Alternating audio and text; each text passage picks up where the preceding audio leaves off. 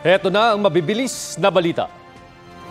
Patay sa engkwentro ang 3 pulis sa Santa Margarita, Samar. 4 pang pulis ang sugatan. Sa bisa ng warrant of arrest, huhulihin sana ng mga pulis sa mga umano'y miyembro ng Ampoan Criminal Gang ng Magkabarilan. Inaalam na kung may nasawiring miyembro ng criminal group. Arestado naman sa buy-bust operation ang lalaking nagbebenta ng iligal na droga sa Dato Odinsinsuat, Maguindanao del Norte. Nakuha sa kanya ang mahigit 50 gramo ng shabu na tinatayang nagkakahalaga ng mahigit 370,000 pesos. Paliwanag ng sospek, nagawa niyang magbenta ng droga dahil sa impluwensya ng mga kaibigan. Mahaharap siya sa reklamong paglabag sa Comprehensive Dangerous Drugs Act. Kapuso, alamin ang maiinit na balita. Bisitahin at mag-subscribe sa GMA Integrated News sa YouTube.